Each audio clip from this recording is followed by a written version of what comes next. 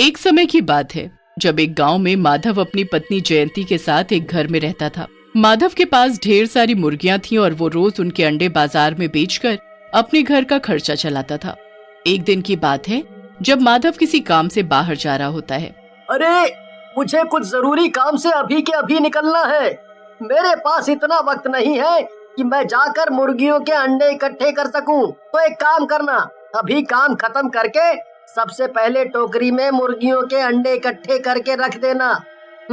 सुबह उनको बाजार में बेच आऊंगा।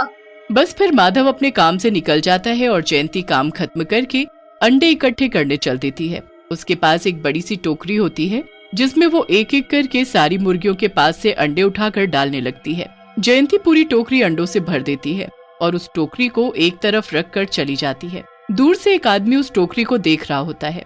अरे वाह, इतने सारे अंडे, ये तो मेरा बढ़िया काम हो गया। अब मैं चुपके से जाकर फटाफट ये टोकरी उठा लेता हूँ, इससे तो मेरी खूब कमाई हो जाएगी। हरिया चुपके से जाली टाप कर अंदर जाता है और अंडे की पूरी टोकरी उठाकर अपने घर ले आता है। अरे अरे अरे, ये क्या कर रहे हो? इतना घबराए हुए क्यों हो? और ये इतने सारे अंडे कहाँ से ले आए? अरे भाई रुको रुको, मैं सब बताता हूँ। ये सारे अंडे वो माधव है ना, उसकी मुर्गियों के हैं। मैंने ये टोकरी वहाँ रखी देखी तो मैं झट से उठा लाया। मतलब तुमने चोरी की?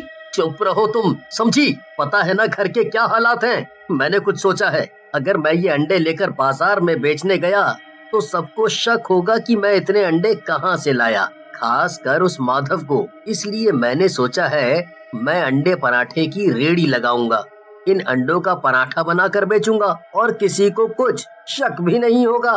कच्चा अंडा 5 रुपए में बिकता है, पर अगर इसी कच्चे अंडे का मैं पराठा बनाकर बेचूंगा तो वो 15 रुपए में बिकेगा।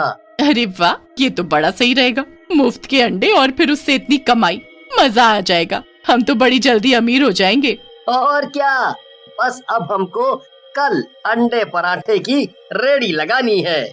बस फिर हरिया सारा इंतजाम करके अंडे पराठे की रेडी लगाता है। आओ आओ, जल्दी आओ, स्वादिष्ट अंडा पराठा खाओ। एक बार खाओगे तो बार बार खाओगे और रोज रोज आओगे। अरे भैया, ये रेडी तुमने आज ही लगाई है क्या? हाँ भैया, आज ही लगाई है। आओ आप भी खाओ, एक बार खा कर देखो। ठीक है भैया, जरा बना दो फिर एक अंडा पराठा। हरिया के पास एक एक करके काफी ग्राहक आने लगते हैं और उस दिन हरिया की अच्छी खासी कमाई हो जाती है। पर दूसरी तरफ माधव और जयंती अपने अंडे का टोकरा ढूंढने में लगे होते हैं। एक काम बोला था तुम्हें और वो भी तुमने ठीक से नहीं किया। अरे मैंने एक एक अंडा टोकरे में रख दिया था, पर जाने कहाँ चला गया। यहीं इसी जगह मैंने अंडे का टोकरा रखा था, मैं सच बोल रही हूँ। माधव और जयंती घर जाकर सो जाते हैं और हरिया पूरे दिन की कमाई लेकर वापस लौट रहा होता है।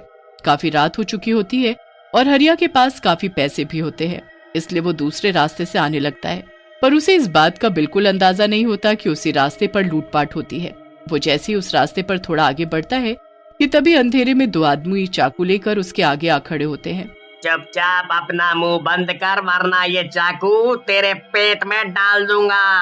हाँ, जल्दी से सारा माल निकाल। मेरे पास तो कुछ भी नहीं है। ओए सुन, हमारे सामने ज्यादा चालू बनने की जरूरत नहीं है, समझा? जान प्यारी है तो पैसे निकाल अभी के अभी। मैं सच बोल रहा हूँ, मुझे जाने दो। ये ऐसे नहीं मानेगा, इसे पकड़ तो जरा। हरिया एकदम डर जाता है और चिल्लाने लगता है। दोनों चोर हरिया को पकड़ने लगते हैं और उसके पैसे छीनने लगते हैं। हरिया भी अपनी पूरी जान लगा देता है, पर पैसों की पोटली नहीं देता। हाथापाई में चाकू हरिया के पेट में घुस जाता है और हरिया के पेट से खून बहने लगता है। ये देख दोनों